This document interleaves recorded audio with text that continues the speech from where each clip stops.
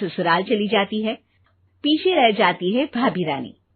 सिद्धि के ससुराल जाते ही भाभी कहती है, अरे वाह जी वाह, सारे कपड़े मेरे। हाय रे पैंट, अरे वाह वाह, मजा आ जाएगा।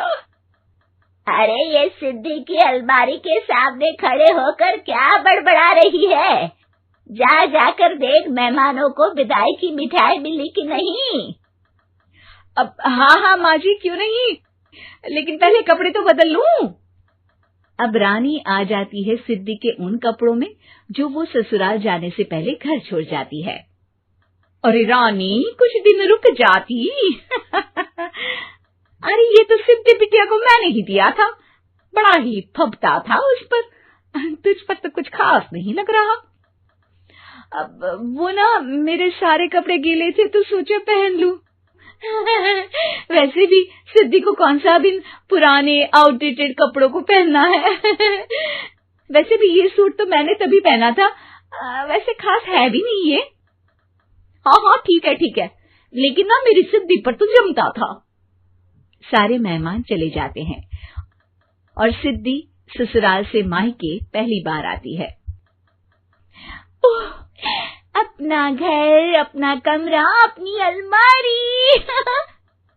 ये बोलकर जैसे ही सिद्धि अलमारी खोलती है तो सामने उसके कपड़ों की जगह कुछ और ही रखा होता है। माँ, जरा कमरे में तो आना। सास और रानी वहां पहुंच जाते हैं। रानी ने पहनी होती है सिद्धि की जींस और टी शर्ट। अरे भाभी, ये क्या? ये तो मेरी बड़ी ही महंगी टी शर्ट है, इसे आपने घर में क्यों पहनी है? अरे बहुत मिलती है दीदी ये चौक की मार्केट में, 150 में। ओ भाभी प्लीज, ये एरोपोस्टल है, 2000 की एक टी शर्ट। ओहो, 2000 में तो दीदी 4 साड़ी आ जाए। अब क्या बोलूं? भाभी, ये मेरी अलमारी में छोटू के कपड़े, तो मेरे कपड़े कहाँ हैं? मेरी अलमारी में? अब दीदी आपको कौन से पुराने कपड़े पहनने थे? माना भाभी, लेकिन मैं जब घर आती तो यही सब पहनती ना। अरे तुम तो बड़ी कंजूस हो दीदी। खैर, वक्त आता है जब सिद्धि ससुराल के लिए रवाना हो रही होती है। अरे रानी, अंदर से सिद्धि का गिफ्ट ले आ, लड़की पहली बार ससुराल से मायके आई है। रानी अंदर जाती है और एक सिंपल सी साड़ी लेकर बाहर आ जाती है। ये लीजिए माँ जी। सास बेटी को गिफ्ट देकर ससुराल भेजती है। अगले दिन रानी एक सुंदर सी साड़ी पहनकर सामने आती है।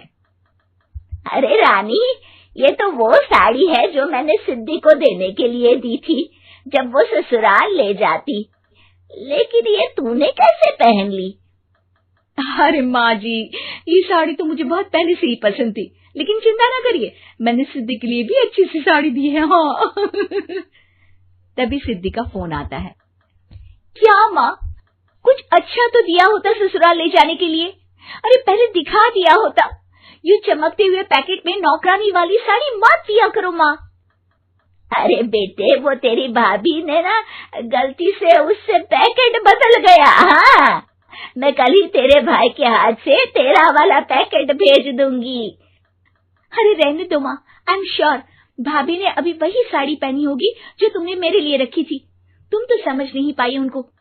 खैर छोड़ो, मैं ज्यादा बोलती अच्छी नहीं लगती, रहने दो, आपको उन्हीं के साथ रहना है, फिर बात करेंगे। सास को रानी पर गुस्सा आ जाता है। वो उसके कमरे में जाती है जहाँ वो शादी का एल्बम देख रही होती है। रानी, मार्केट जाकर एक ऐसी ही साड़ी लेकर आ, कल प्रतीक जाकर सिद्धि के घर दे आएगा। अरे क्यों माँ जी, कितनी साड़ी देनी है दीदी को? यहाँ कोई सेल लगी है क्या? अरे चुप कर, मेरे बेटी के हिस्से की साड़ी खुद पहन ली, अब ज्यादा ज्ञान बांट रही है। एक दिन सिद्धि का फोन आता है। माँ, मेरी सास ने आप सबको खाने पर बुलाया है। सारे लोग सिद्धि के ससुराल पहुँचते हैं। खाना खाकर वो लोग निकल रहे होते हैं कि सिद्धि की सास सभी को गिफ्ट देती है।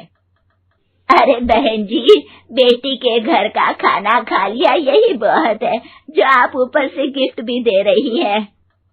अरे बहन जी, आप भी कहाँ इन बातों पर विश्वास कर रही हैं।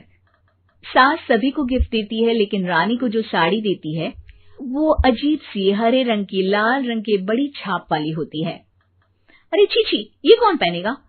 सासू माँ को तो जरी वाली इतनी सुंदर और मेरे लिए ये नौकरानी वाली। अरे भाभी, दरअसल मैं जब भी घर आती थी आप वापसी में ऐसी ही साड़ी देती थी ना, तो माँ ने सोचा कि आपको आपकी पसंद की ही साड़ी क्यों ना दी जाए। बेचारी रानी, बोलती भी तो क्या।